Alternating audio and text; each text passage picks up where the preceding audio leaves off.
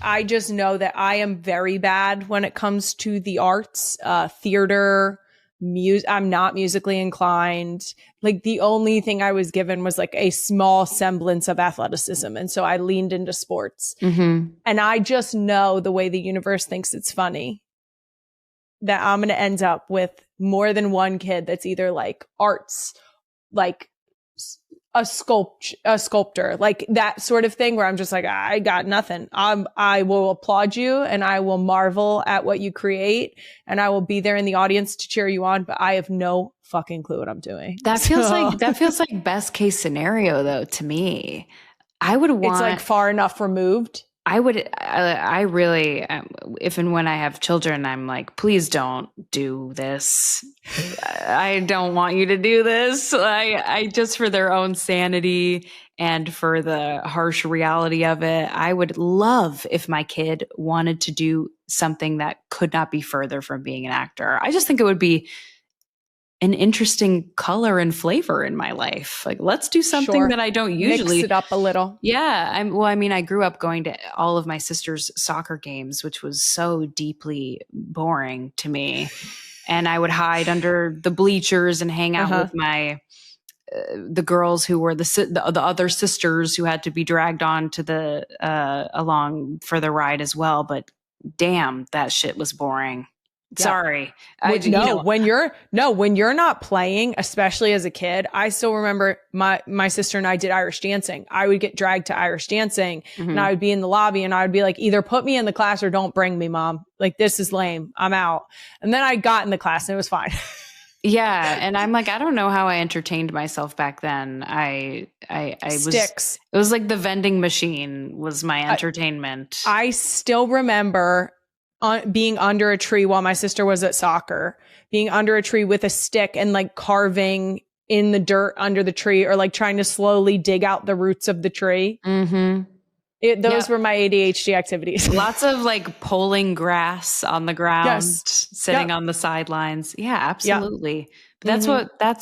I look back on that kind of fondly though. I was like thankful that I didn't have a fucking iPad in front of my face. Preach. That's the key. We were better for it. Okay. I agree. I worry about what's going on right now. We in our house, our kids only get tablets when we fly on a plane, and they don't go places very often, but it's the only time they actually get to touch screens. Wow. We're a TV house, but not a touchable screen house. So like, they're not allowed to play on tablets. They're not allowed to take mom or dad's phone. But like, we can put on like Winnie the Pooh or a movie and we can all watch it together. That's a really good rule of thumb. Well, when you see them get like locked into a screen, the first time I ever gave our kids a tablet, I was like, holy shit, are you still with us? Like, are you good?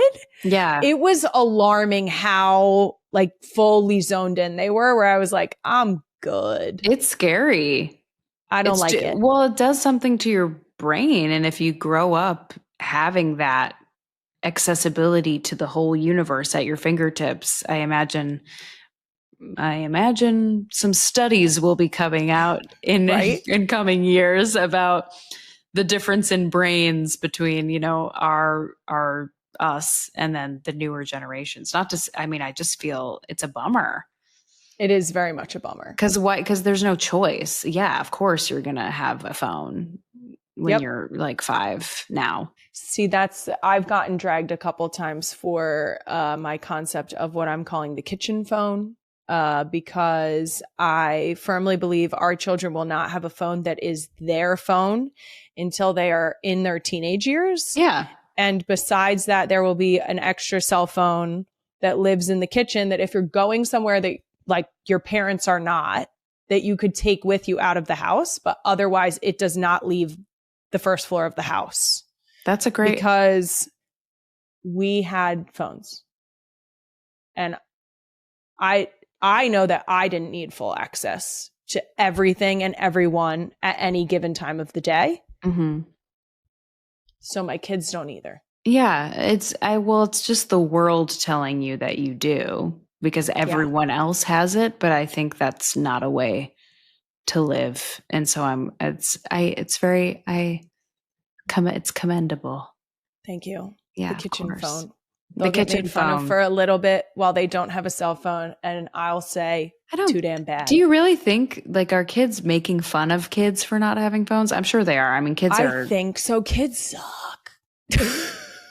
I had to work with children on Hal and Harper because I play a 9-year-old version of my character. So I in the Pen 15 kind of way, but as a 9-year-old and more sad.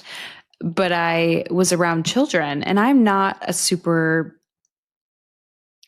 like a kids kind of gal. I love that you admit that. I love when people admit it, because honestly, now that I have 4, I'm like, am I a my kids person, or am I a kids person? Yeah, I'm sure. Well, I imagine I will be a big fan of my own offspring, but it would be troubling if not. But as far as other people, and yes, like I have a goddaughter who's my cousin, and I love her to death, and I have little twins in my family.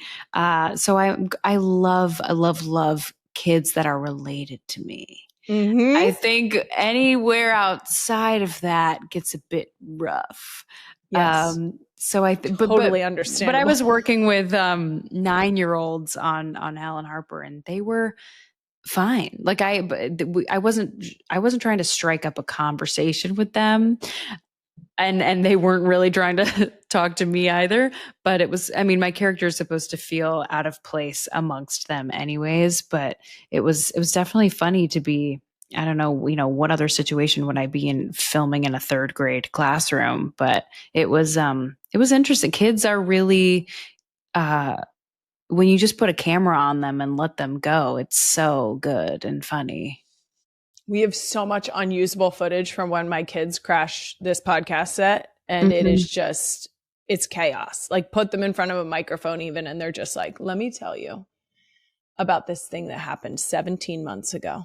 Right. And it's like, really? That's what sticks out to you right in this moment. That's so interesting. I love whatever pops into their head. Before Jason retired, we did a white elephant every year for our holiday party with the Eagles Wives. And this is the only time I truly enjoy opening gifts in front of people. I think because it's not intended for you. And also, it's a true surprise. You don't know who gave the gift. You don't put your name on the gift. You don't know who brought it. That's another fun aspect to it. Sometimes at the end, when all of the gifts are open, you can go around in a circle and try and guess who brought the gift that you ended up with, which is kind of fun. The most memorable gifts. I mean, my box of was great. That was an Annie Elliott special. I ended up with a box of, my middle finger's missing. Oh no, it's right there. My middle finger candle was in the box of.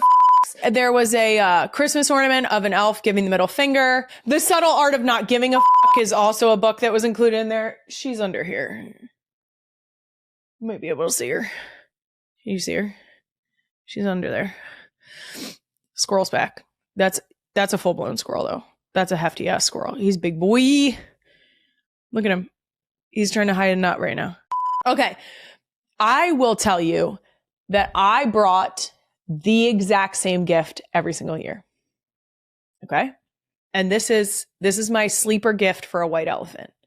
Specifically, one that is, you could do it if it's co-ed as well, but we were a room of women, so it translated very nicely. Almost every single year on Black Friday or Cyber Monday, I would go online, find the best deals on some expensive ass sunglasses, and I would get sunglasses. One year I got like really nice ones that were like funky and cool, like sunglasses I would never personally wear because I'm just not cool enough. But they were these awesome like statement sunglasses, and I got those on hella sale. And then I brought them for the white elephant. Otherwise, I would buy ones on sale that I would personally wear, because they were a little more like everyday sunglasses. And they always I feel like people were excited to get them because don't we all just lose all of our sunglasses? There was one year that someone brought, I don't even know what the bag is called, but it's a bag that collapses down. Someone will know in the comments. That collapses down and was just like a standard tote bag, but it was very nice and very low key. And I liked it. And I stole it and then it got stolen from me. So what I did before I left was I looked it up and I ordered it myself so that I could still have it,